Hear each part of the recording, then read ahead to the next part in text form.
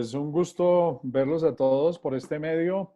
Sabemos que todos hemos sufrido mucho en esta contingencia, pero aquí estamos unidos para seguir adelante con las actividades de la Asociación Latinoamericana de Coloproctología. En primer lugar, quiero darle todos los créditos y los agradecimientos a la doctora Ingrid Melo. Ingrid ha sido la persona que realmente dio la idea, es la que ha estado organizando. Nosotros con los demás comentaristas invitados y personalmente realmente lo único que hemos hecho es apoyar una iniciativa que consideramos que es bien importante.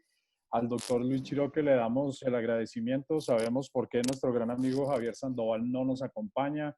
Está sufriendo una complicación pulmonar de uno de sus grandes amigos y esa fue la razón por la cual, debido a que dicho amigo fue hospitalizado en cuidado intensivo, tuvo la necesidad de pedir el favor de que cambiáramos del comentarista. La idea de esta reunión, como ustedes ven, es una reunión a nivel latinoamericano, está representada por residentes que están haciendo programa en los diferentes países, en las diferentes ciudades. Lo que hacemos en la Asociación Latinoamericana de Coloproctología es abrir un espacio para que ellos tengan la oportunidad de presentar, tengan la oportunidad de contarnos sus experiencias con base en 3 artículos que ellos mismos escogieron y que fueron realmente revisados por ellos, y seguramente después tendremos un tiempo para poder compartir entre nosotros lo que cada uno de los países está viviendo para saber cuáles han sido nuestras experiencias. Bienvenidos todos y le damos la palabra inicialmente a la doctora Lucía Blanco. La doctora Lucía Blanco es de Bolivia. Si por favor se quiere presentar y contarnos algo de su pequeño currículum, y por favor empecemos con los artículos. Bueno, buenas tardes a todos. ¿Me escuchan? Muy claro, gracias.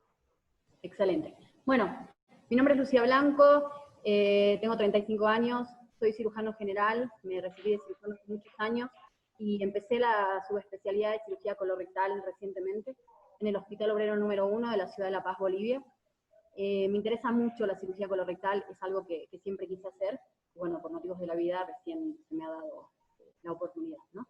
Así que he trabajado muchos años como cirujano general, pero mi camino es la cirugía colorectal. Así que, bueno, encantadísima de estar en esta presentación. Muchas gracias por la oportunidad, doctor. Un gusto.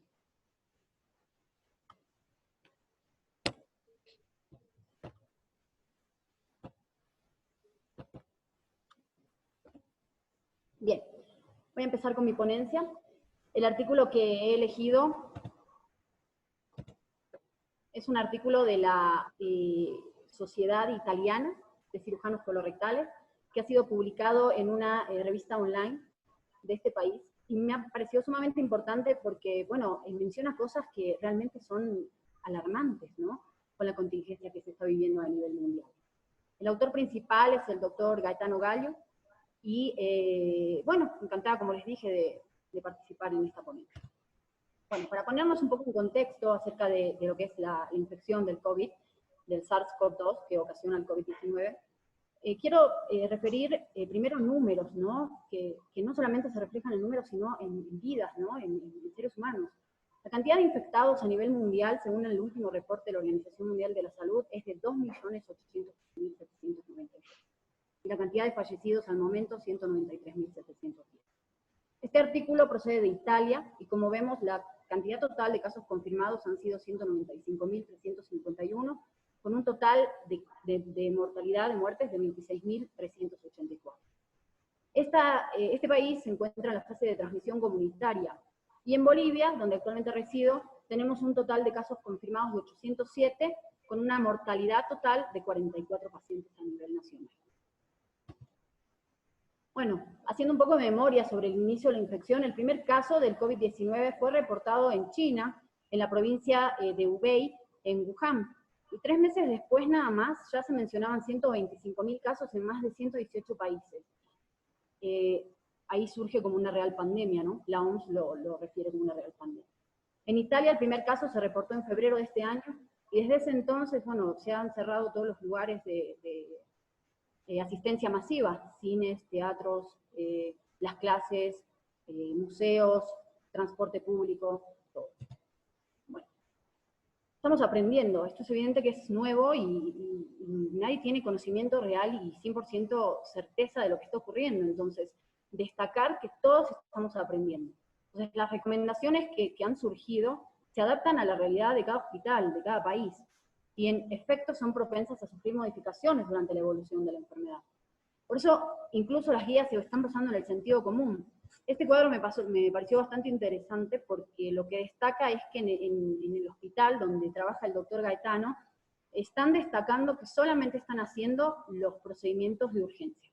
Han suspendido las cirugías selectivas, los procedimientos de diagnóstico, solamente se están abocando a lo que es la patología anorrectal con complicaciones o con riesgo vital, tumores avanzados con complicaciones agudas, y por supuesto las emergencias, no anorrectales. Entonces los manejos en Italia, por ejemplo, para dar un par de menciones que hace el artículo, ¿qué es lo que están haciendo con la enfermedad inflamatoria intestinal? Bueno, para empezar, les suspendieron el tratamiento inmunosupresor, han suspendido lo que es el metotrexate, han suspendido los inmunomoduladores. ¿Por qué? Porque ellos evidenciaron que esto inmunosuprime al paciente y lo puede predisponer a la infección, esta nueva pandemia. ¿Qué están haciendo en la enfermedad diverticular aguda complicada? Bueno, en realidad no hay mucho cambio en el manejo con esto, porque bueno, lo que requiere el manejo menos agresivo lo hacen, antibiótico-terapia, observación, y si el paciente lo amerita, el caso lo amerita, bueno, la cirugía, que por supuesto están recomendando la cirugía abierta. Es importante tener una tomografía de tórax en todo paciente que sea sospechoso de la infección. Ideal tener la reacción en cadena de la polimerasa con la transcriptasa inversa. Y sobre todo, hacen hincapié en el artículo que la cirugía de urgencia aumenta la morbimortalidad en el paciente, ya sea confirmado o sospechoso, y que es muy importante adecuar el consentimiento informado a esta nueva realidad. Es decir, el paciente, el familiar, tiene que incluso hasta afirmar que la morbimortalidad aumenta y que realmente estamos hablando de otro contexto. La cirugía se está realizando en otro contexto totalmente diferente. Entonces, destacar, tenemos dos caminos. Si el paciente es positivo, si lo tenemos confirmado, priorizar el tratamiento conservador. Si tiene, por ejemplo, una patología que amerita colocación de stent y nos evitamos una cirugía, colocar un stent. Y por supuesto, si estamos hablando de casos de obstrucciones, que ya les voy a comentar más adelante casos que hemos tenido, o de obstrucción baja que amerite cirugía, realizar la colostomía. Y si el paciente lo tenemos como un COVID negativo, se hace el tratamiento estandarizado normal. Ahora, priorizar que estos pacientes se centralicen en hospitales que no tengan infectados. Por ejemplo, en la realidad que yo atravieso cada día, mi hospital es tercer nivel, o sea, es un hospital de referencia a nivel nacional. Tenemos una terapia intensiva que al momento solo se está dedicando a pacientes positivos que requieren asistencia ventilatoria mecánica. En piso no tenemos, en nuestra unidad de cirugía colorectal, no tenemos al momento ningún caso. Entonces, algunas consideraciones para pacientes con COVID negativo.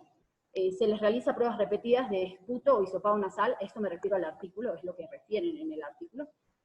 Si se puede elegir el enfoque menos agresivo, se lo elige. Y los protocolos de oncología siempre tienen que aplicarse tratando de seguir las pautas actuales, ¿no? Si el enfoque no quirúrgico puede alcanzar el mismo objetivo que la cirugía, se tiene que preferir 100% no operar. Destacan, por ejemplo, el manejo de estrés, ¿no? La pandemia del COVID no debe conducir a enfoques que nos perjudiquen los resultados oncológicos o que expongan al paciente a una mortalidad excesiva. O sea, no porque exista esta infección, el paciente oncológico va a tener otro tipo de trato. En pacientes COVID positivos, la recuperación de la infección es la prioridad. Y la cirugía del cáncer se debe reservar solo para las situaciones con complicaciones que amenazan la vida. Bueno, las sociedades científicas nos recomiendan realizar la cirugía a pacientes con COVID positivo de manera abierta. Y los riesgos potenciales de la laparoscopía, incluyendo la cirugía robótica, tienen que siempre sopesarse entre los beneficios de la duración de una cirugía más prolongada o de una estancia más prolongada. La cirugía laparoscópica en pacientes positivos se tiene que realizar en una sala, en un quirófano con presión negativa y con sistema de ultrafiltrado de humo, la evacuación total del neumoperitoneo, evitar en lo posible el uso del cauterio, del electrocauterio, para evitar las aerosolizaciones, y los puertos quirúrgicos tienen que ser de mínima invasión, 5 milímetros, los más pequeños. Este periodo de rigurosa cuarentena en evidencia o en efecto ha sido fundamental y necesario para reducir la expansión del virus. Siempre centralizar el tratamiento en los centros de referencia y todos los recursos se están tratando de centrar a tratar el COVID-19. consideraciones de mi servicio, de la unidad de cirugía colorectal del Hospital Obrero número 1 en Bolivia, acerca de este artículo. Bueno, es un editorial de revista, como mencioné, del órgano oficial de la Sociedad Italiana de Coloproctología, que es uno de los países más afectados por el COVID-19. Entonces, estamos ante una enfermedad nueva, o sea, todo es nuevo, entonces todo cambia, y de hecho sí va a ser, todo va a cambiar. La evidencia con la que se cuenta tiene poco peso científico. Esto que hemos estudiado y que seguimos estudiando nos sirvió para validar nuestras decisiones, para planificar con nuestras posteriores. En evidencia, la presidenta Janine Áñez va esta semana a dar seguramente nuevas pautas acerca de cómo se va a manejar la cuarentena, y con eso vamos a reevaluar el funcionamiento del servicio nacional. Consideraciones especiales que se han hecho: bueno, el virus está en nuestra población, estamos en fase de transmisión comunitaria, y está subdiagnosticado. ¿Por qué? Porque no contamos con las pruebas masivas. Nosotros no estamos al nivel de países como en Europa o en América del Norte. No contamos con test masivos. Entonces, nosotros manejamos a todos los pacientes como si fueran COVID positivos. Lamentablemente, tenemos que considerar que todo paciente es sospechoso o infectado. Entonces, utilizamos N95. Encima del N95 utilizamos la mascarilla convencional. Nos protegemos de manera doble los ojos y doble guantes también. Aplicamos el principio de no dañar por demorar jamás ningún procedimiento. No nos arriesgamos, o sea, no subestimamos ni a los pacientes, ni al personal, ni a nuestros colegas, a nadie. En nuestro hospital no manejamos quimio ni radioterapia, por eso nos dedicamos a resolver la patología de urgencia. No realizamos procedimientos con aerosolización. Hemos suspendido la laparoscopía, hemos suspendido las endoscopías bajas, ¿no? Las colonias. ¿Cuáles han sido las consideraciones del servicio desde el 22 de marzo, fecha en que mi país entró en cuarentena? Bueno, suspendimos la consulta externa, suspendimos también las cirugías selectivas, como les mencioné. Sin embargo, el servicio de cirugía general ha continuado operando cirugías selectivas. Esto, por cirugía colorectal, ha sido una decisión nuestra, ¿no? Solamente asiste un cirujano colorectal al día, pasa visita, solo uno, ya no van todos juntos, como normalmente lo hacían. Como les mencioné, no contamos con el test, entonces todo paciente es sospechoso para nosotros. Y destacamos la cirugía exclusivamente de urgencia. Hemos estado operando accesos, fascitis, operaciones intestinales y complicaciones agudas de cáncer. Más bien tenemos el equipo de protección personal completo. Para comentarles brevemente qué es lo que hemos hecho la última semana. Bueno, hemos operado abdominales agudos quirúrgicos por perforación de colon sigmoide. Por ejemplo, este es el caso de un paciente de 84 años que de manera extrainstitucional le han resuelto un volvulo sigmoide y lamentablemente, bueno, ha tenido perforación. Entonces nosotros hemos hecho la correspondiente población. Hemos tenido pacientes con fecaloma, con inestabilidad hemodinámica y con todo lo que el contexto significa, también ha sido sometido con los ángeles. Fascitis necrotizantes perianales, también hemos hecho limpiezas quirúrgicas. Hemos tenido volvulos sigmoides también complicados, sometidos a lostomía, y también complicaciones de SEA de recto, han sido sedados. Aquí para mostrarles una de las fotografías que mencioné, perforado por la colonoscopía, el fecaloma. Nosotros aquí tenemos mucha patología de altura, por el dórico omega sigma. Y la fascitis. No, la imagen de imanes, esto lo voy a comentar sobre el artículo, y seguimos aprendiendo. Muy agradecida nuevamente por la oportunidad, y bueno, espero sus comentarios y seguir aprendiendo las pláticas de mis colegas. Gracias.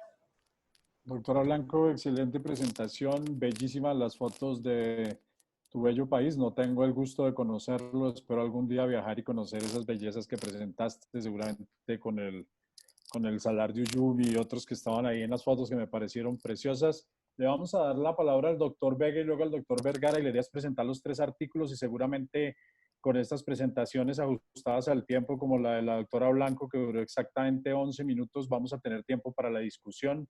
Doctor Vega, muy buenas tardes. Por favor, se presenta. Bienvenido. Buenas tardes con todos. ¿Me escuchan? ¿Aló? Claramente. Perfecto. Buenas tardes con todos. Mi nombre es Andrés Vega, soy médico residente de segundo año del Hospital Civil de Guadalajara, acá en México. Y el tema que escogí fue sobre desafíos del manejo de cáncer colorectal durante la epidemia de COVID, pero desde un enfoque de China. Esta fue publicada en la revista Annals of Translational Medicine el día 18 de marzo de este año.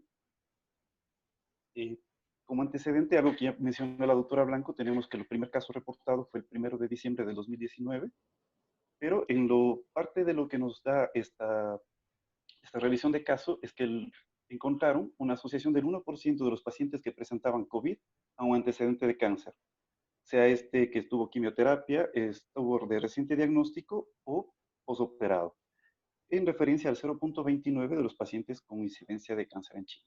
El 1% se presentó asintomático, pero los pacientes que tenían cáncer más COVID encontraron una mortalidad del doble de la población normal que tiene cáncer, que se presentó en estos hospitales, que no presentó COVID, y que en un tercio de sus pacientes presentaban asociación de síntomas gastrointestinales.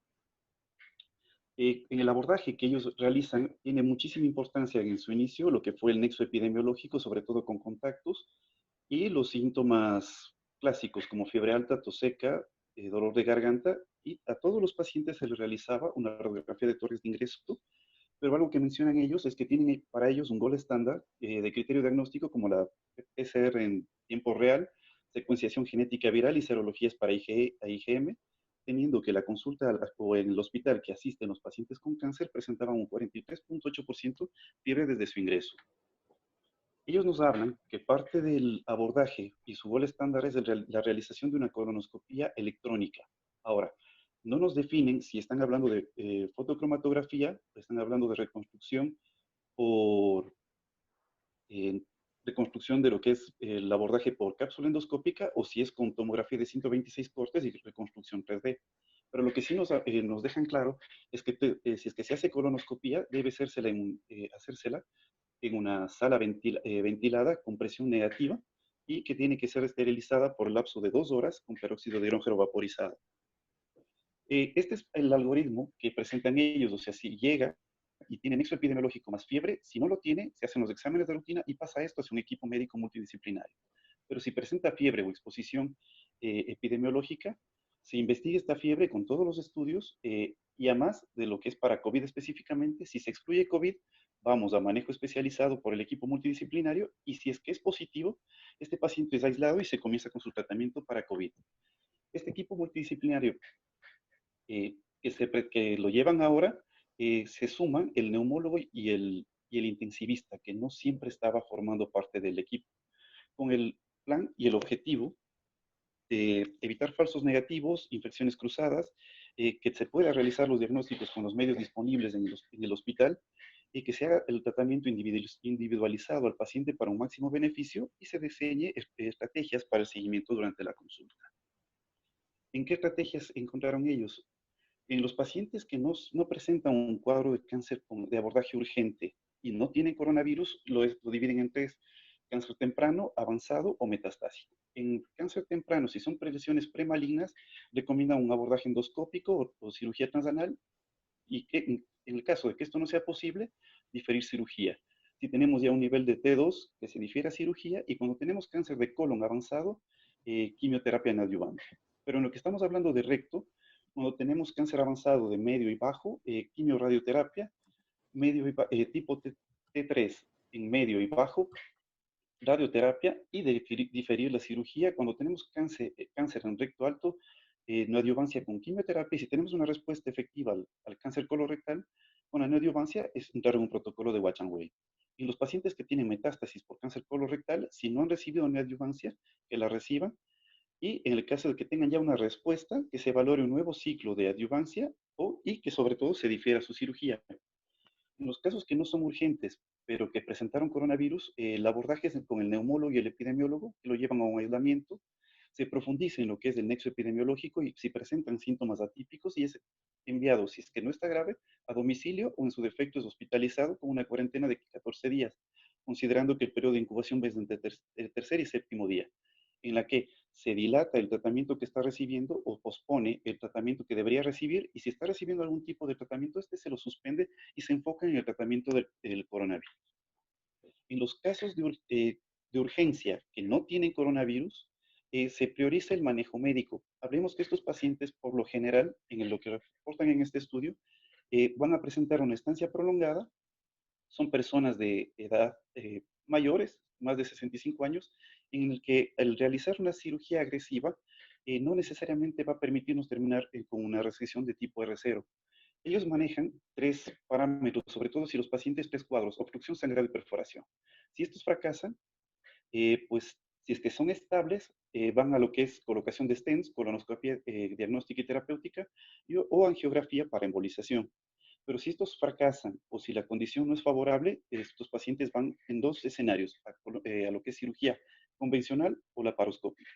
Independientemente del abordaje y lo que se realizó en la cirugía, proponen un abordaje con protocolo ERAS para el poder enviar un alta temprana al paciente, pero a todos sus pacientes realizarles pruebas de PCR en tiempo real en el posoperatorio.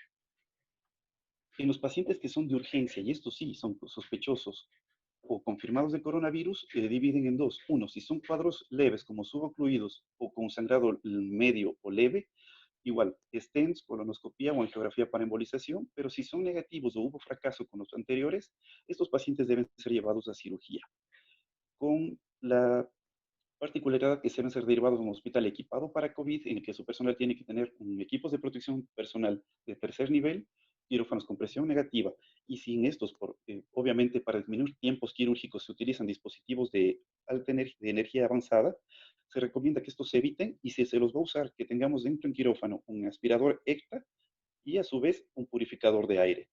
Si se hace un abordaje laparoscópico, ellos refieren que debe tenerse un filtro de evacuación de humo o algún tipo de dispositivo que evite la diseminación del CO2 que sale por trócares. Y en el caso quirúrgico, independientemente del abordaje que se haya hecho, y sobre todo si se hizo laparotomía, LAPE más un estoma, o y se probó anastomosis, el quirófano debe ser cerrado con una desinfección terminal y cierre, como se había mencionado antes, de 2 horas. Ellos hacen un enfoque y una valoración importante en lo que es la fiebre postoperatoria, porque hay causas no infecciosas, la infección de sitio operatorio y las patologías respiratorias, en la que todos los pacientes, según su evolución, se les realiza radiografía de tórax, biometría, procalcitonina y PCR. Y a todos, en cada uno, y así sea a los 2 días del presentar el cuadro febril, se realizan pruebas para coronavirus. En el caso de las neumonías con coronavirus, presentan sobre todo un periodo de incubación que no se sabe si es que llegó y fue previamente un paciente que no tuvo COVID y fue una contaminación cruzada, o estuvo en un periodo que todavía no pudo ser detectado por los estudios, por lo que no es tan raro que hayan presentado respuestas con falsos negativos en el tratamiento. Por ello que todos los pacientes en postoperatorio se les repite el estudio y ante el mínimo síntoma, pues vuelven a ser realizados todos los estudios. En el estado actual, ¿cómo está este rato México? Estos son datos actualizados, tenemos casi 14,000 casos confirmados, 1,300 defunciones, pero en el estado en el que me encuentro haciendo mi especialidad, estamos en el estado de Jalisco, tenemos 271 casos confirmados, 23 defunciones y 765 sospechosos. Esta gráfica lo que nos quiere demostrar es que cuando llegó el primer caso con coronavirus aquí al estado de Jalisco, a nivel de gobernación se tomaron decisiones drásticas. Muchos criticaron de que era demasiado, pero a la larga se vio que Jalisco este momento tiene una curva con un crecimiento muy lento con respecto al resto de estados de aquí en México, y eso ha permitido que los hospitales se preparen. Cabalmente en el hospital en el que me encuentro es un hospital que ha sido designado hospital para manejo y atención de pacientes con coronavirus, en el que tenemos hasta el momento pocos pacientes hospitalizados con coronavirus, como está el momento el día de hoy. Estamos con 4 pacientes y está controlado. Tenemos un centro COVID que detecta y está realizando pruebas diario a personal de salud y personal ajeno a la institución para aumentar sobre todo la captación de personas asintomáticas.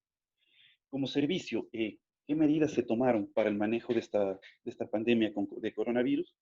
La decisión fue parte institucional y sobre todo de servicio, en lo que fue limitar lo que es la consulta externa a pacientes postoperados de cirugía, días previos, limitar el personal que se encuentra en el servicio, sobre todo lo que es personal de salud, retiramos internos, limitamos la cantidad de residentes y la presencia de adscritos estrictamente el tiempo necesario. Se suspendió estudios no urgentes, se suspendió la cirugía electiva y diferimos el abordaje quirúrgico de los pacientes con cáncer colorectal. Estamos aquí al momento en el servicio, utilizamos el equipo de protección personal únicamente bajo el requerimiento. Ay, qué Estamos siempre bueno. pendientes para lo que Muy es la cirugía interesantes los urgente. libros, ¿cierto? ¿Perdón? Eh, estamos Cerrar siempre realizando lo que es cirugía urgente. Bueno, este es nuestro equipo. Muchas gracias.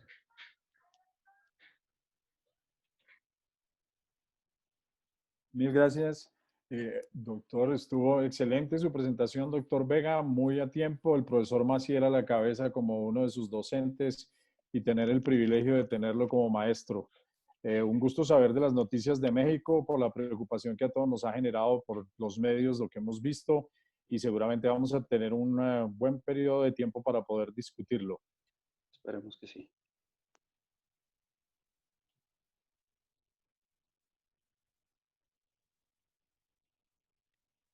Doctor Vega, si es tan amable, prosiga. Mil gracias por la presentación, doctor Vega, excelente. No sé qué pasó con mi micrófono, pero espero que haya oído A parte de lo ustedes. que dije.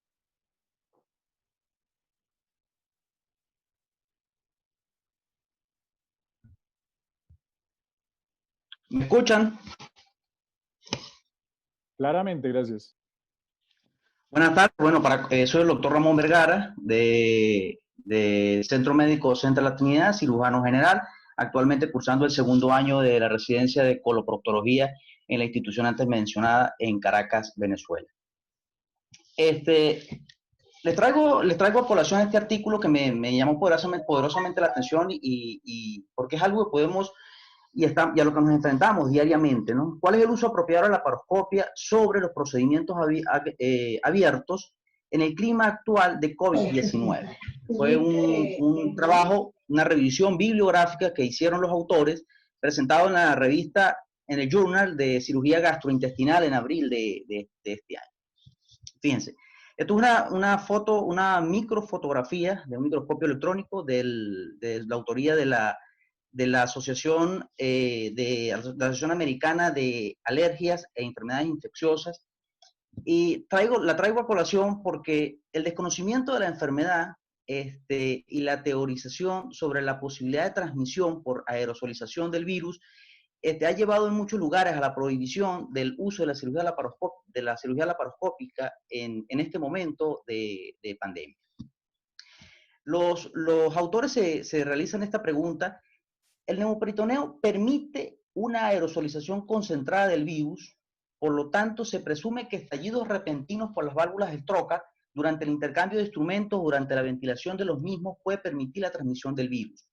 En realidad ellos buscaron recopilar los datos disponibles en la bibliografía y evaluar el uso de la laparoscopia y el riesgo de transmisión real de coronavirus en este momento.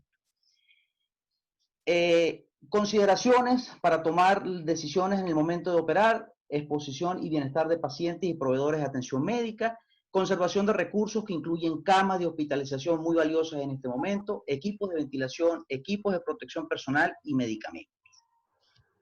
Las ventajas de la laparoscopia en este momento de pandemia, las ventajas que se han promocionado son útiles para este momento o son válidas también en este momento. Sin embargo, tal vez un par de ellas cobren mayor preponderancia en este momento, como es permitir el campo operatorio autónomo con menos y posiblemente sin derrame de fluidos y tejidos. Y por supuesto permitir el alejamiento ya sea entre el paciente y los prestadores de atención médica, los cirujanos, y los cirujanos entre sí y el personal entre sí en la sala operatoria. Algo que no permite la cirugía abierta porque los pacientes, el personal va a estar un poco más junto. Esto en la cirugía robótica va a estar más incrementado este factor. ¿Qué conocemos en cuanto a la transmisión? Ya lo han comentado los doctores, la doctora Blanco y el doctor Vega. Sin embargo, una tercera posibilidad de contagio, de transmisión del virus, que es cuando se realizan procedimientos aerosolizantes en las vías respiratorias o en las vías digestivas altas, con una persona infectada. Aquellas gotas del tracto respiratorio que puede expulsar una persona infectada, puede viajar hasta 1 metro y por supuesto contaminar superficies o contaminar directamente a los prestadores de atención. ¿Qué sabemos con respecto a la aerosolización de las partículas? Los autores del trabajo describen que lo que ellos consiguen en la bibliografía y las investigaciones pertinentes en cuanto a aerosolización de partículas van dirigidas principalmente a toxinas y residuos químicos que se encuentran en los penachos de humo o en que se encuentran en la cirugía, ya sea tanto abierta como laparoscópica. Hay que tener en cuenta que aquellos medios de energía, ya sea ultrasónica o de láser, nos van a producir partículas de mayor tamaño, van a producir partículas de mayor tamaño que nos van a permitir que los desechos virales tengan mayor probabilidad de causar infección, algo que en el caso del electrocauterio van a ser más pequeñas con la menor posibilidad de transportar desechos biológicos, sino van a ser más desechos químicos lo que van a transportar entre más pequeñas sean las partículas. Ellos presentan los autores presentan unos trabajos donde revisan la posibilidad de emisiones virales durante los procedimientos. En este trabajo revisaron la posibilidad de emisiones virales durante la cirugía laparoscópica, evaluándola para hepatitis B, donde ellos encuentran que sí, que encontraron partículas virales a nivel de las evacuaciones de humo. Sin embargo, no evaluaron la posibilidad y la infectividad de este virus en el equipo quirúrgico. Los autores evaluaron otros trabajos en cuanto a cirugía abierta, en este caso fueron procedimientos para BPH, donde ellos lograron detectar partículas virales en los penachos de humo quirúrgico. Sin embargo, no encontraron evidencia suficiente que respaldara la posibilidad de que estas partículas virales causaran infección o fueran capaces de transmitir la enfermedad a otros cirujanos. Adicionalmente, en otros trabajos evaluaron que los cirujanos que usaron equipos de protección personal y máscaras faciales no encontraron ningún rastro viral en la superficie de la piel de ellos. Fíjense, ¿qué nos sugieren ellos para manejar el riesgo de la cirugía laparoscópica en este momento? Ellos dicen que la creación de un circuito cerrado para la insuflación y el uso de algún tipo de dispositivo de evacuación puede evitar cualquier liberación de neumoperitoneo. Ellos citan un par de dispositivos, ellos hablan del AirSeal, que tiene mayor efectividad para la filtración de partículas virales. Si no disponemos de eso, ellos sugieren el NeumoClear, que son dispositivos de insuflación y de evacuación del neumoperitoneo con dispositivos de filtrado del humo, y van a disminuir la probabilidad de que las partículas virales estén en contacto con el personal de atención médica. Esto es importante, la extracción de la pieza o el tejido con el abdomen desuflado. A todos nos ha pasado los que hemos hecho cirugía laparoscópica, que en algún momento extrayendo una pieza quirúrgica como la vesícula biliar, podemos tener un estallido de neumoperitoneo y eso puede llevar partículas virales hasta el rostro del cirujano.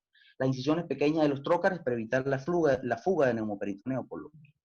Ahora, ¿qué nos pasa en algunos hospitales donde no haya ningún sistema de evacuación de humo disponible? Es una realidad.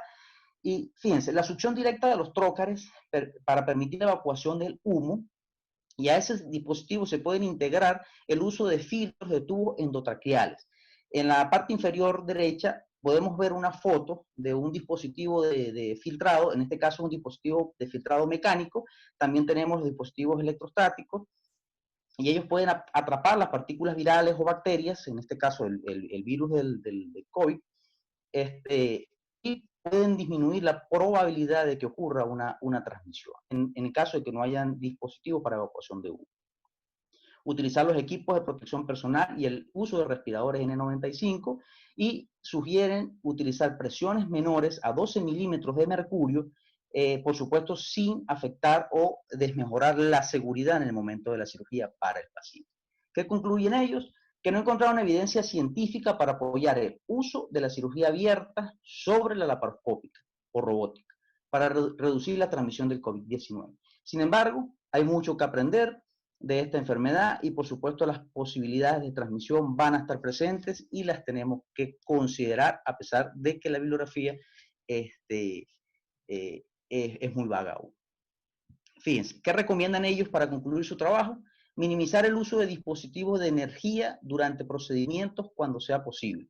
Ya sabemos que los dispositivos de energía ultrasónica o los dispositivos de energía láser van a generar desechos más grandes o escombros más grandes y por consiguiente con la posibilidad de transportar material biológico. A diferencia de los dispositivos electroquirúrgicos, el monopolar principalmente produce desechos o escombros más pequeños con una menor posibilidad de transportar desechos biológicos o partículas biológicas.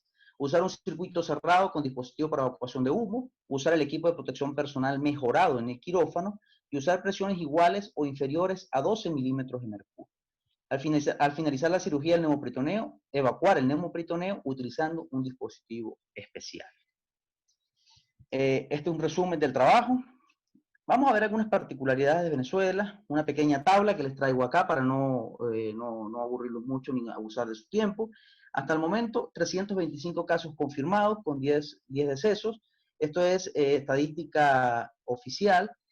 Sin embargo, podemos observar en la gráfica, a pesar de que es una escala lineal y no una escala logarítmica, podemos observar que a partir del 15 de abril hubo una tendencia o aumentó aumentó la tendencia de los casos confirmados.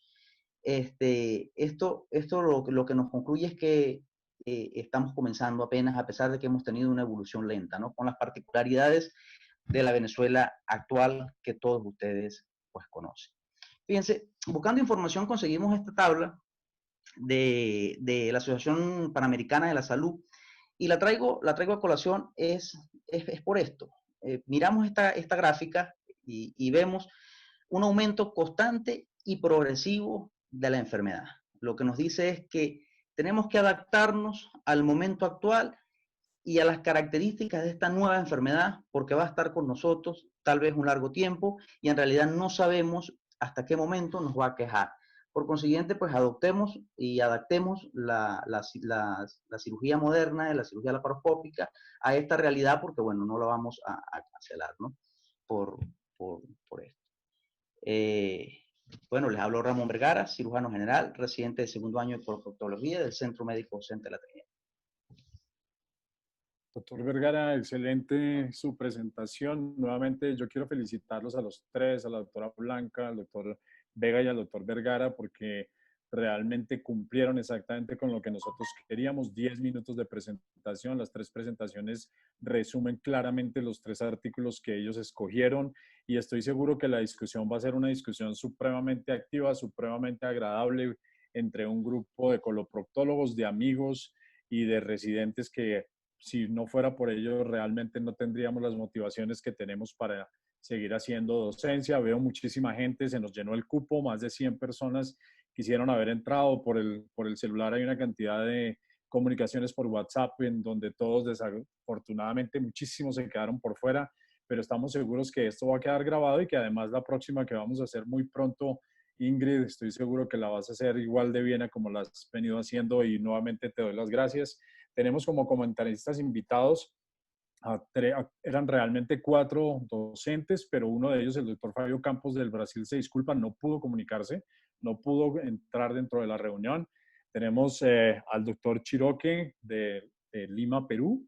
Tenemos al doctor Gunther Bosic, profesor titular de cirugía de la Universidad de Chile, gran amigo, gran colega, gran conocedor de este tema, y nada más ni nada menos que al profesor Rogelio Morales, caballero, amigo, profesor de cirugía de una de las ciudades que más golpeada ha estado con esta pandemia del coronavirus, que es la ciudad de Guayaquil. Rogelio, te enviamos en nombre de toda la asociación un saludo muy especial. Sabemos todo lo que han sufrido ustedes en esa ciudad y abro la discusión como ustedes la quieran presentar. Démosle la palabra, si les parece, primero a Rogelio. ¿Cuáles son sus comentarios y sobre qué temas quisieran tratar? Yo tengo aquí varias preguntas que estoy seguro que va a ser muy activo, como por ejemplo, cómo hacer el tamizaje del paciente, cómo si debemos operar todos los pacientes con protección, si se debe hacer la laparoscopia o no, qué disponibilidades tenemos en nuestros países latinoamericanos realmente de hacer prueba a todos los pacientes e incluso de hacer pruebas a los miembros del grupo médico y paramédico que esté atendiendo a estos pacientes. Bienvenido, Rogelio. Un saludo. Eduardo,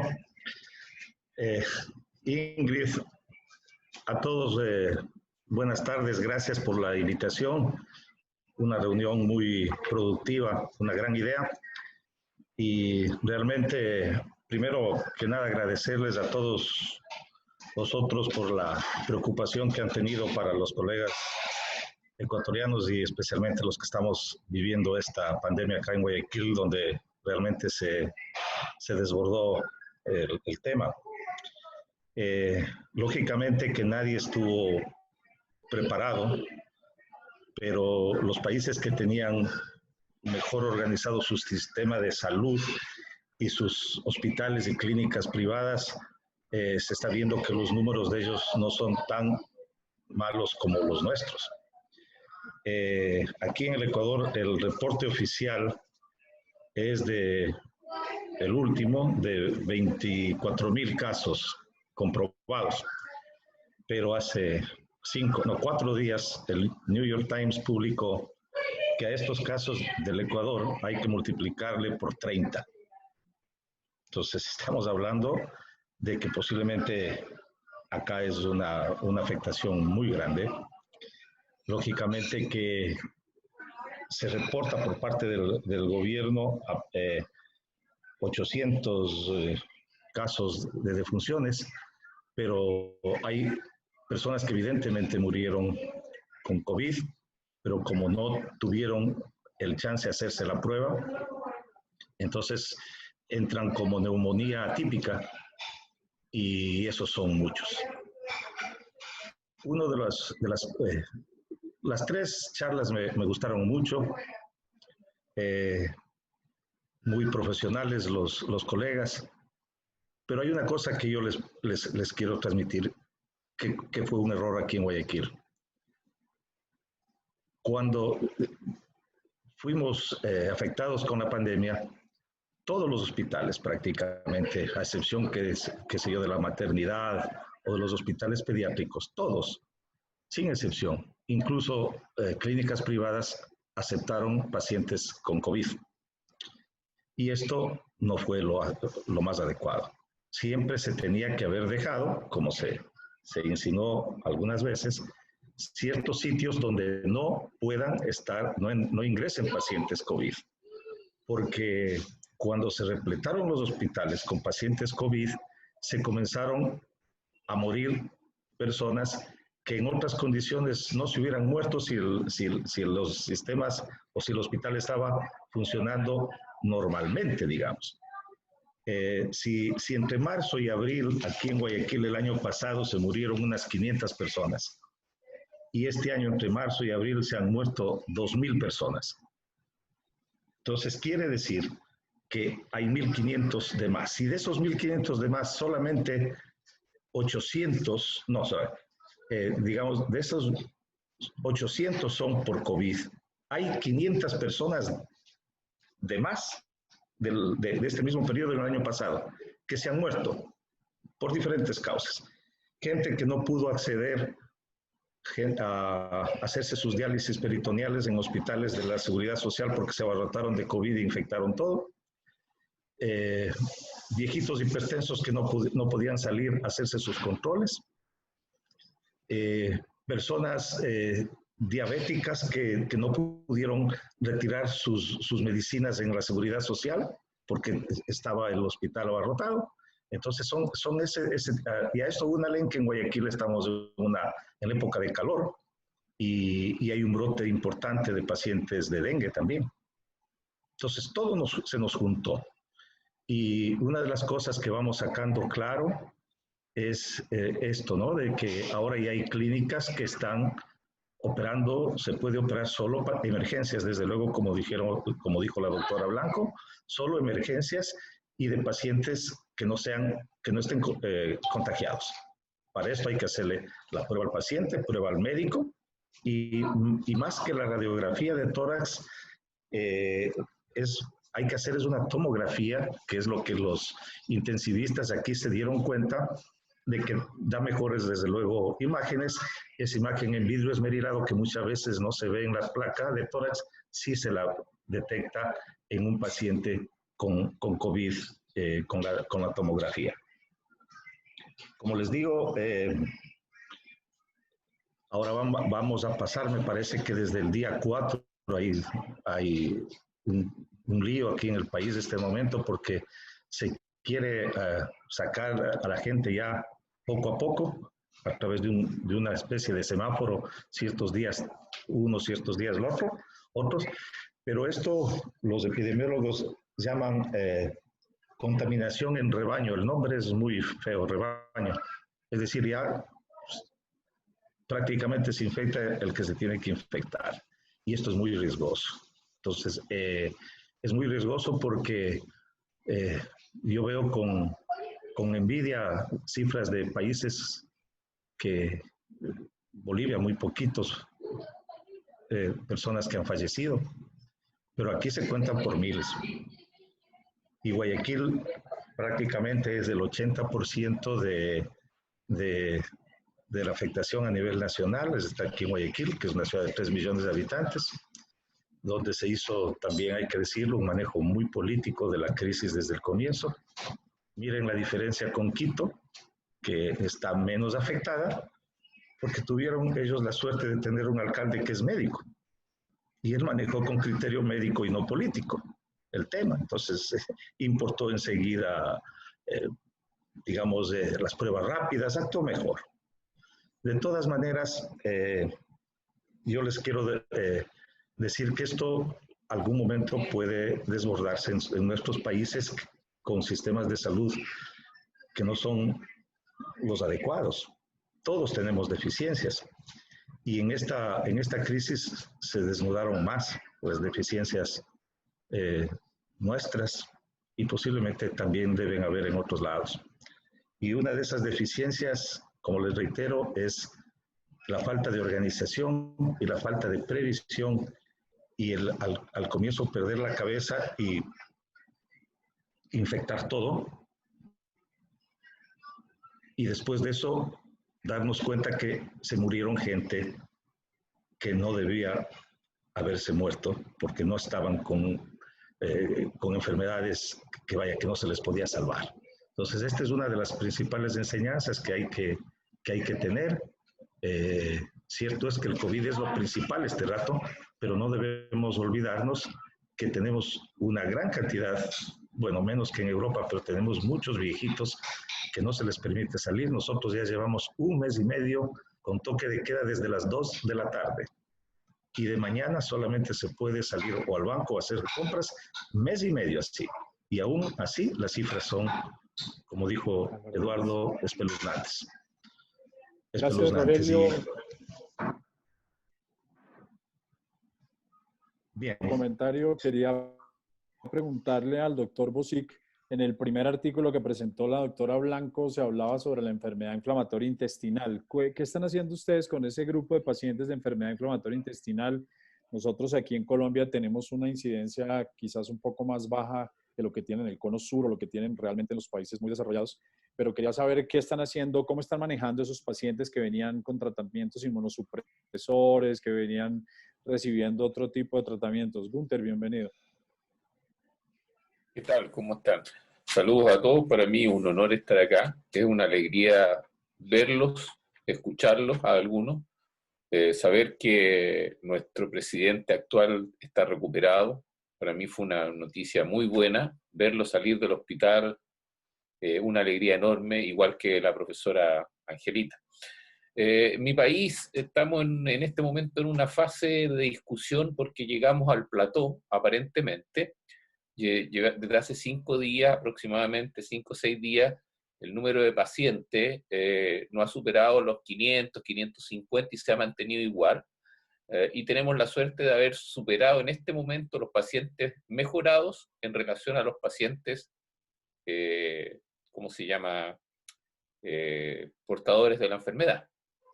Tenemos una mortalidad también bastante baja. Ahora, yo creo que todo eso se hizo porque nosotros nos adelantamos un poco, el gobierno tomó varias decisiones importantes como hacer el control de todos los centros hospitalarios de Chile, tanto privados como públicos. En este momento es el gobierno el que maneja todas las camas de intensivo y tenemos todavía camas y tenemos un colchón importante de camas libres.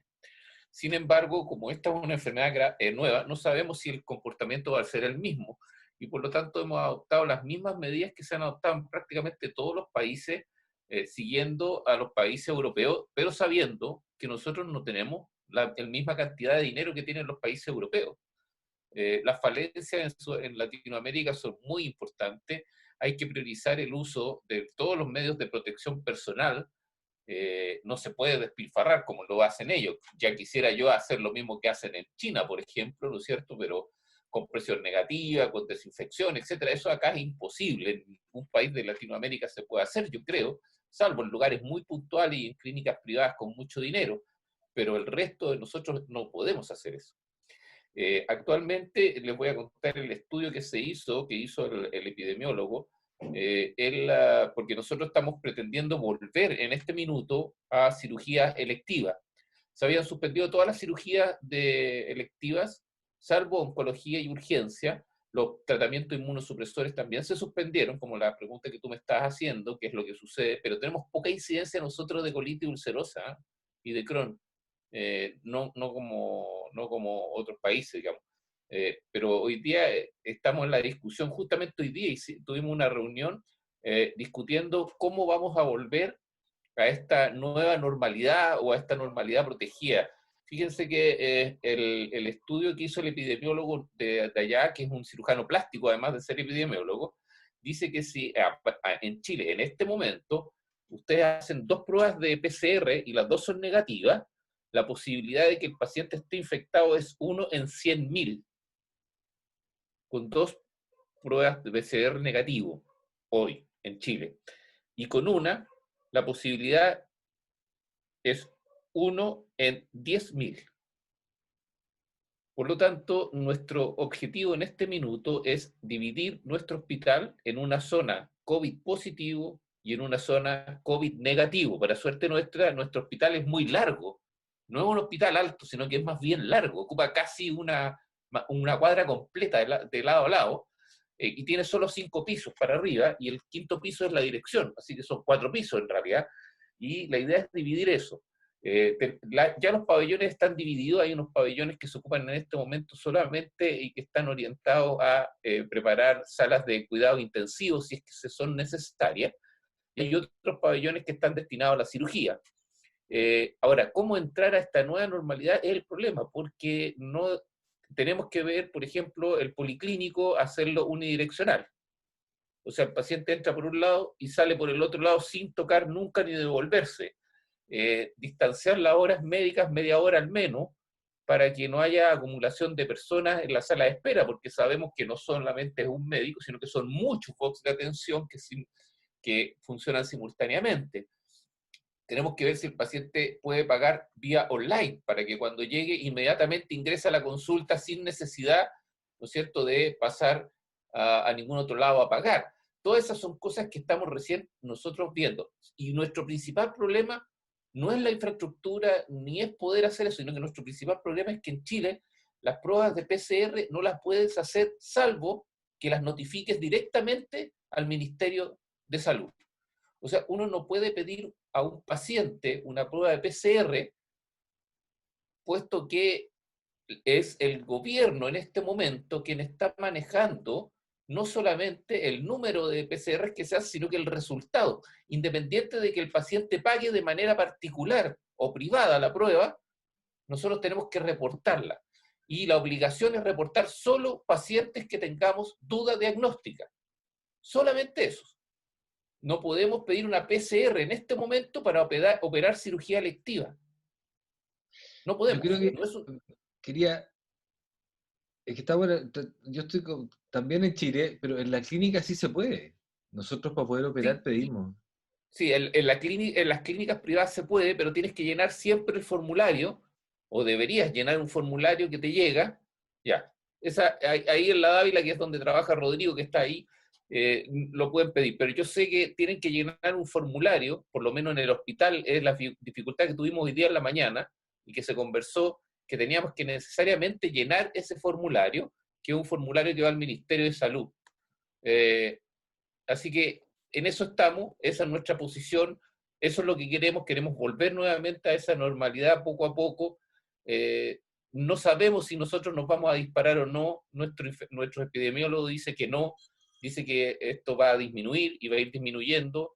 Proyecta que a finales de junio en Chile la situación va a estar controlada con una presencia de COVID, pero sin este disparo, y se logró por suerte aplanar la curva sin tener cuarentena completa en todo el país, sino que son cuarentenas seccionales que se hacen por diferentes áreas geográficas dentro de Santiago y en diferentes ciudades de Chile.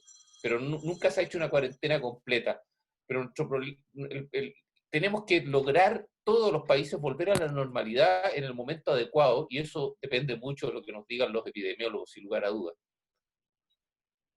Yo quería reforzar un poco lo que comentó Quinterio también, doctora Sola de Chile, ¿ya? Nosotros en la clínica ya empezamos, de hecho hoy día operamos un cáncer. Sí operamos casi todos los cánceres en cirugía electiva, pero a todos los pacientes se les pide el examen antes, 48 horas antes del examen, por eso nosotros lo podemos mandar a hacer y se ve si está o no positivo o negativo. Si es negativo, como hoy operamos el cáncer laparoscópico como cualquier cirugía, obviamente con un pabellón que no está al lado donde están, como bien dijo Quinter, en la clínica lo mismo, hay un lugar que es COVID y otro lado que no es COVID, y se operó en forma laparoscópica normal, pero siempre tomando esa precaución, y esa fue la indicación que se tomó en la clínica. Y creo que es el mismo proyecto que presentó Stefan para el hospital. También hacer 1 o 2 PCR 24 o 48 horas antes y empezar la cirugía electiva. Bueno, nosotros el cáncer no lo hemos dejado de operar, pero la cirugía electiva y ojalá ambulatoria, hemorroide y todo lo que se está juntando, eso sí, con los exámenes, que es lo que se planteó, se podría empezar a hacer. Pero siempre teniendo un ala que es COVID positivo y COVID negativo, no cruzarse. Y eso se puede, y eso es lo que se está tratando de implementar. Gracias, Rodrigo. Gracias, Günther. Tenemos al doctor Leonardo Bustamante López, que trabaja con el doctor Campos, brasileño. Quisiéramos oír sus comentarios, si es tan amable, doctor Bustamante, y luego le voy a dar la palabra al doctor Latif, que tenemos el gusto de tenerlo también entre nosotros para oír cuáles son sus comentarios al respecto de manejo de sus pacientes con enfermedad inflamatoria, la utilización de elementos de protección, la laparoscopia versus cirugía abierta. Doctor Latif, en un minuto le damos la palabra. Doctor Bustamante López. Buenas noches, muchísimas gracias.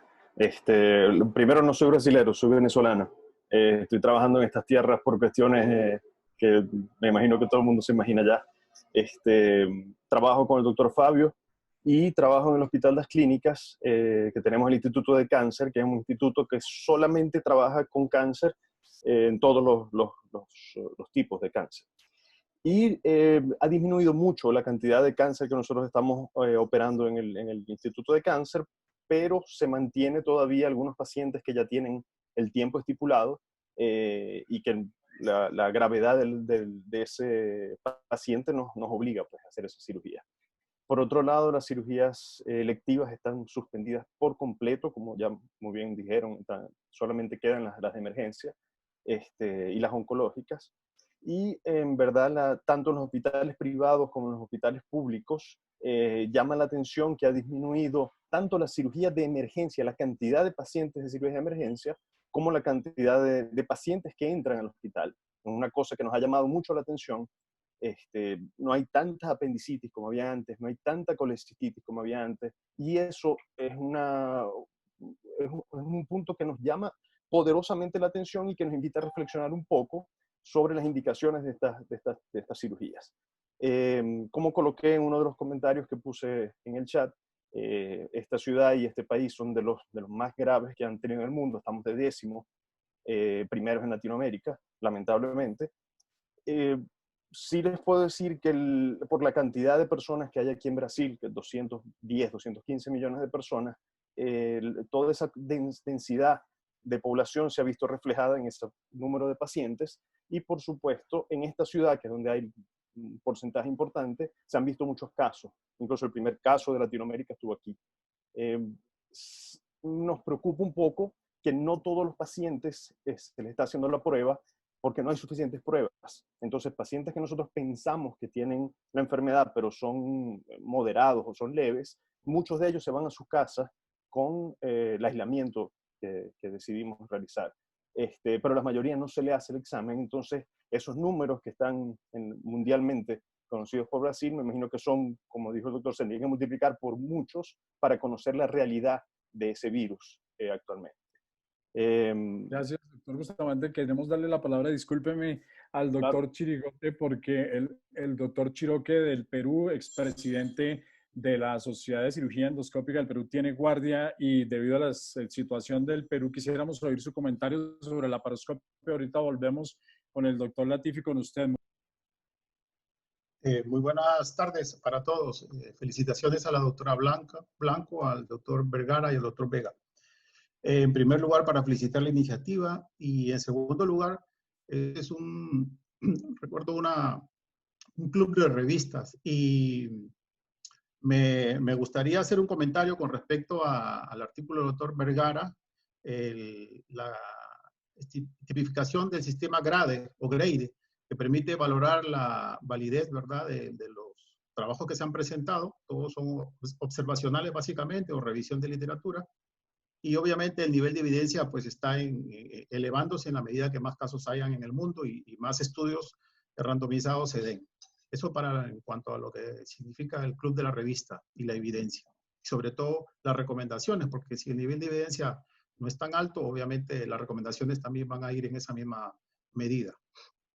En segundo lugar, para hacerles saber que en nuestro país ya hay casi 28.000 casos y casi 800 han fallecido.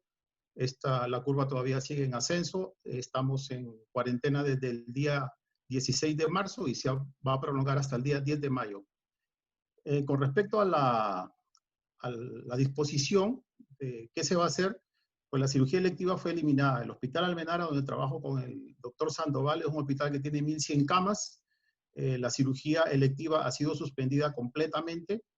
La cirugía laparoscópica, en cirugía de emergencia, ante precisamente lo que estamos hablando, el bajo nivel de evidencia, no se sabe si es a favor o en contra de la laparoscopía, pues todos los procedimientos se hacen abiertos, las endoscopías solo de emergencia, y en general el hecho de tener filtros, ¿verdad? Muy pocos hospitales tienen filtros como tal, los que recomienda la Asociación Americana de Cirugía Endoscópica, prácticamente no los tenemos, están en punto de venir los de Stryker y otras compañías. Así que toda la cirugía de emergencia se está haciendo de manera convencional o abierta. En lo que respecta a la cirugía del sector privado, pues algunos grupos han empezado a hacer cirugía laparoscópica, no con filtros convencionales, sino con el sistema cerrado, sino con una trampa de agua en donde se burbujea. Sin embargo, en comunicación con el doctor Dick Mikami, que es uno de los que más ha investigado esto y representante de SAGES, él me dice que se desconoce si en las burbujas que se producen, el burbujeo a través de la salida del gas, el virus puede quedar en medio de la burbuja y no ser susceptible de ser eliminado por, en este caso, por los derivados del cloro. Así que la cirugía laparoscópica prácticamente está restringida con los reparos de si se tiene o no los filtros correspondientes. La letalidad, como les decía, en nuestro país es de 2.7, y esperemos que esto se controle en la medida que la población siga las recomendaciones que el gobierno nos ha dado. Ya tenemos pacientes positivos, médicos que han salido positivos, son más de 300 los que son positivos ahorita en el país. Tenemos uno que ha fallecido. En Italia se han reportado 145 médicos fallecidos, 6 de ellos cirujanos. Así que esto es una patología a la cual no nos podemos, de alguna manera, hasta que no tengamos suficiente evidencia, ir en esa medida de desconocer ese evento. Doctor Londoño. Mil gracias, doctor Chiroque, por su aporte. Sabemos que tiene que salir para el hospital. Le deseamos que se cuide muchísimo, que pueda utilizar todos los elementos de protección, y estaremos muy pendientes de cualquier cosa en lo que le podamos ayudar. Quiero darle la palabra al doctor Latif. Gracias, doctor Latif, bienvenido a Buenos Aires, Argentina. Hola, ¿me escuchan? Sí. Muy claro, gracias. Ok, bueno, la verdad que felicito a los residentes que hicieron una búsqueda muy buena y un análisis exhaustivo de los trabajos. La realidad es que los trabajos con respecto a COVID y cirugía nos invadieron. Hay miles de trabajos, pero carecen de algunas fallas metodológicas. Muchas de las cosas que nos quieren demostrar no son estudios comparativos, desafortunadamente no pueden ser prospectivos porque no tenemos ni el tiempo ni el número de casos todavía. Entonces las recomendaciones se basan en la opinión de expertos. ¿Qué opina la gente importante de Chile, de Brasil, de Italia, de España? Y así, eso es un muy mal nivel de evidencia. Pero como yo le cuento a mis residentes y cuando hablamos con algunos de los colegas latinoamericanos, esto tiene un problema. Esto es una enfermedad que sabemos poco y lo que hoy es cierto, mañana puede cambiar. Por eso están cambiando las guías y las recomendaciones casi semanalmente de las principales asociaciones del mundo. Encima, América Latina comparte algunas cosas, comparte haber llegado tarde a esta pandemia, gracias a Dios, y que podamos tomar toda la experiencia de Europa, de China y también de Estados Unidos, y eso nos da algunas ventajas. Lo importante es que las sepamos administrar, y la verdad que los números hasta el momento, excepto los números que se pueden analizar de Brasil y de Ecuador por distintas situaciones, los demás parece estar todo bastante controlado, tener una curva bastante aplanada, y eso nos va a permitir rápidamente volver a la cirugía que dejamos de hacer. Ahora, una cosita sobre la laparoscopía y COVID. La verdad que el tema de la laparoscopía y COVID es muy discutido. Nosotros tuvimos los trabajos que vinieron de China al principio de esto, que proscribían la laparoscopía. Y después tuvimos trabajos que dijeron, sí, hagan la laparoscopía. Lo que yo creo es que esto hay que ir al medio. Y otra vez, el cirujano es el que termina decidiendo qué es lo mejor para hacerle a un paciente, si una cirugía laparoscópica o una cirugía convencional. La verdad que aerosolización y humo producen las dos. La laparoscopía un poco más, sí es cierto, la laparoscopía un poco más, pero nosotros tenemos algunos problemas que no tenemos en Argentina. Yo les voy a decir la verdad lo que yo pienso, no hay un quirófano con presión negativa, uno. Y eso es muy importante. Entonces, eso es un ambiente inhóspito y una situación hostil, el abdomen, porque todos los elementos de corte, de sellamiento producen humo, usamos neumoperitoneos de alto volumen, otro tema a considerar para que la aerosolización sea mayor. Los equipos de energía y los selladores muchas veces son reusados y no andan bien. Los trócares y los materiales son reusados y pierden. A veces hacemos incisiones muy grandes, a veces usamos material casero y también eso es malo para el cirujano. Y acá, como en ninguna patología hasta ahora, el primero que debe cuidarse es el cirujano. Porque de esa forma el cirujano cuida al grupo que opera con él y al grupo familiar. Esta es la primera vez que a mí me pasa que voy a pensar primero en mí, en mi equipo y en mi familia, antes de definir una cirugía o la otra. Y después, yo creo que la definición con esto depende de algunas cosas. El momento sanitario COVID que tenga cada lugar, a nosotros nos permite todavía, creo a Chile también, Paraguay también, Uruguay también, Bolivia también, por los valores. El estatus COVID del paciente, como bien decían los colegas de Chile recién, Gunther y Azolas, ¿qué técnica vamos a usar? Ahora, eso es protección máxima. Pero hay otra cosa que hay que ver, la capacidad que nosotros tengamos física para hacer cirugía de largo tiempo con este equipo de protección máxima. Yo no sé si a ustedes les ha tocado ya, pero nosotros hicimos un simulacro, Azolas ahí asiente con la cabeza, hicimos un simulacro 3 horas, a la hora y media mis ayudantes ya claudicaron, con algunas cosas, estábamos en un simulacro obviamente, y es muy, muy pesado para el cirujano operar 3 o 4 horas con este equipo. Así que eso también lo debe tener en cuenta. Y finalmente, funcionar como equipo. Acá es el jefe de servicio y los staff tienen que definir una conducta. Esto no es para idealistas ni para alguien que se le ocurra hacer alguna cosa. Esto tiene que estar bien estipulado. Después, ¿qué va a venir y qué vamos a seguir operando? Nosotros también estamos en etapa, posiblemente en 1 o 2 semanas más, de reanudar la consulta y de reanudar la cirugía programada. Pero eso va a depender de los infectólogos, que son hoy el equipo presidencial y que está haciendo todo esto y está viendo todo. La verdad, que hablando con gente de España, con los italianos, mismo con la gente de Estados Unidos, con José Guillén y con varios amigos, estamos aprendiendo todo el tiempo, todo. Pero lo único que tiene que regir qué vamos a hacer es la seguridad, que es lo único. Miren, los infectólogos de mi institución dicen, no hay urgencias en COVID, no hay urgencias, no hay urgencias. La urgencia es que usted se proteja, pues si se protege, va a proteger el sistema sanitario, usted, su familia, su equipo, el personal de enfermería, y bueno, y eso es lo que más o menos así a grandes riesgos, a grandes rasgos uno podría decir. Y una cosita más solamente voy a decir. Las grandes instituciones americanas y de Europa, nosotros seguimos mucho la Asociación Española de Cirugía y la Asociación Española de Coloproctología, aparte del Colegio Americano.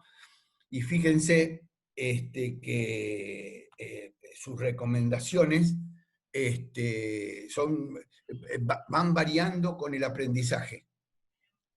Y nosotros eso es lo que tenemos que aprovechar, el aprendizaje de quienes pasaron esto, porque los insumos, al menos en la Argentina, tenemos, pero no sabemos hasta cuándo vamos a tener, porque no pudimos evaluar todavía, nadie puede evaluar la curva cuando llegue el pico, y ahí es donde vamos a tener los mayores problemas, creo, ahí. Y ahí creo que no vamos a operar ninguna cosa, y el paciente COVID siempre tiene que ser una urgencia para que nosotros nos protejamos. Nosotros por apurarnos no vamos a salvar ningún paciente con COVID. El paciente COVID, inclusive para el terapista, que llega con disnea y con indicación de intubar, ni siquiera en ese paciente hay que apurarse. Porque ese paciente tiene un pronóstico muy malo y no va a mejorar por 5 minutos que nos tomen más o menos cambiarnos como corresponde. Gracias por la participación, querido amigo. Más, excelente. 3 puntos importantes de esa participación. Primero, protección. Segundo, las políticas de cada hospital para poder definir cómo se deben tratar esos pacientes, por qué vía y qué se debe programar de estos pacientes, y obviamente las reuniones multidisciplinarias. Rogelio, creo que quieres decir algo, me lo has dicho por el interno. Sí, mira, Eduardo, referente a lo que dijo el colega peruano y lo que acaba de decir Jorge. Nuestra experiencia acá, de los primeros 100 muertos, 30 fueron médicos, así de grave. Y a la actualidad hay más de 100 médicos que han fallecido. No te podría decir el otro personal de salud, enfermeras, auxiliares, que debe ser igual. Pero al comienzo, el 30% de las personas que desgraciadamente fallecieron de las 100 primeras víctimas de COVID fueron médicos. De diferentes edades también. De acuerdo. Quisiera hacer una pregunta para todas las personas que están allí. ¿Qué están haciendo con los residentes y las personas en entrenamiento? ¿Están dejando entrar con los elementos de protección? ¿Los residentes no están yendo? ¿Los residentes están simplemente recibiendo una formación teórica? Quisiera oír qué dice la mayoría de personas. Eduardo, acá en Chile por lo menos los residentes no están yendo a hacer visita diaria, pero sí hacen turnos. O sea, lo que llaman ustedes, ¿cómo se llama? Turno de 24 horas de la urgencia, ¿ok? Eso sí lo están haciendo, pero no están yendo todos los días. Los internos, que son los de 6º y 7º año, no están yendo al hospital, y los alumnos tampoco. Todos ellos están recibiendo educación por vía web, ¿de acuerdo? La universidad tiene una plataforma que es de Google, que se llama Meet, que la paga la universidad, y que no tenemos límite de tiempo ni de personas. Se puede adquirir muchas personas simultáneamente. Pero los residentes están solo yendo a hacer turnos de 24 horas, cada 6 o 7 días, dependiendo de qué turno, de qué rotación le toque. Eso por lo menos en mi hospital. ¿Qué dicen los doctores Blanco, Vega y Vergara? ¿Cómo está sucediendo eso en Bolivia, México y Venezuela?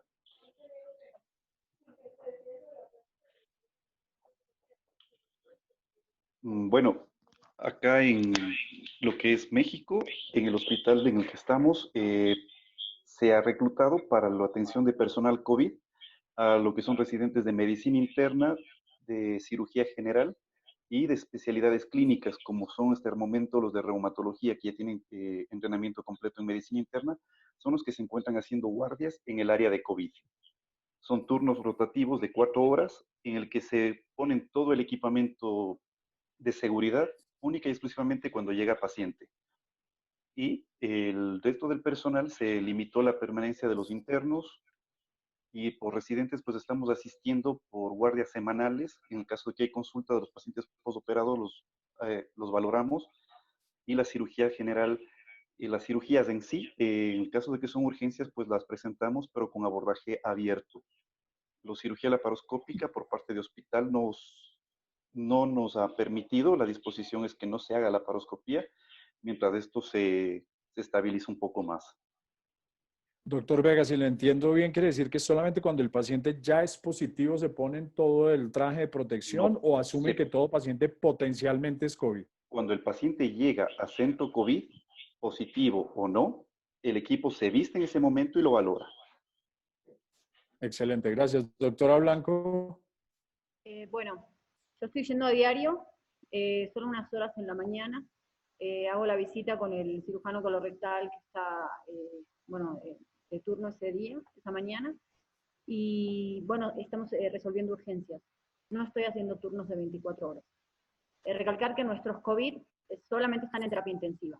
No tenemos ningún sospechoso al momento en nuestra unidad. De todas maneras, en el caso de entrar a una cirugía, consideramos sospechoso a cualquier paciente, aunque no tenga sintomatología, y nos protegemos con equipo de protección personal, ¿no? Con equipo especial. Doctor Vergara. Sí, en nuestro centro tenemos un manejo relativamente similar. Se han suspendido todos los procedimientos electivos, igual que las consultas externas. Solamente se mantienen los manejos de los pacientes que acudan con urgencias y bueno, se llevan a mesa operatoria si así lo ameritan, ¿no? Pero en términos generales y los residentes de posgrado y eso han sido también enviados a casa y cumplen solamente las guardias de 24 horas principalmente.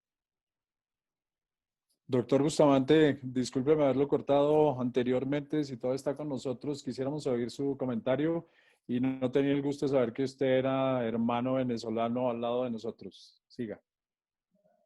Muchas gracias. Sí, aprovechando, los residentes de nuestro hospital están en el hospital, disminuyeron mucho la cantidad de horas que están haciendo de guardia, pero se mantienen allí, incluso están cooperando con la emergencia, se les está quitando un poco la obligación de cirugía y cirugía de aparato digestivo, como es aquí, y están yendo mucho más a ayudar a toda la emergencia con el desastre que hay con toda la entrada de pacientes de COVID. Las protecciones que hay hasta ahora han sido bastante buenas. Tienen algunos reciclajes de algunas N95, que no sé cuál será la ciencia de ese reciclaje, si es correcto lo que están realizando, pero los dejan utilizar una semana guardadas en un sobre especial y después hacen algunas limpiezas con luz ultravioleta o algún tipo de limpieza que en verdad desconozco, pero no sé si eso tenga alguna razón científica y si sea bueno para nosotros, pero es verdad lo que se está haciendo. La ciudad está totalmente parada y bueno, esperamos que pronto salgamos de esto y que podamos seguir ayudando a todos nuestros pacientes. Doctor Martínez, Hospital Militar Central de la Ciudad de Bogotá, profesor de cirugía colorectal. ¿Qué está pasando con los residentes y la formación de ellos en el hospital?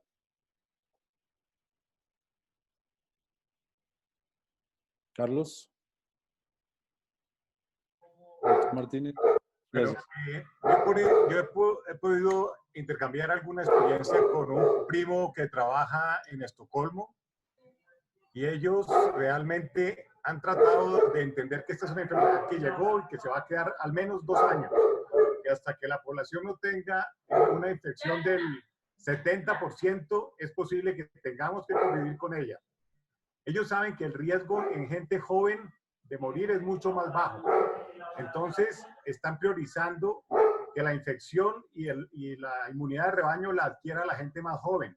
No han cerrado colegios, no han cerrado guarderías, no han cerrado restaurantes, han aislado la población más vieja, la han aislado y están tratando de meterse a ver si a finales de mayo, principios de junio, ya tengan el 40 al 50% de la población infectada.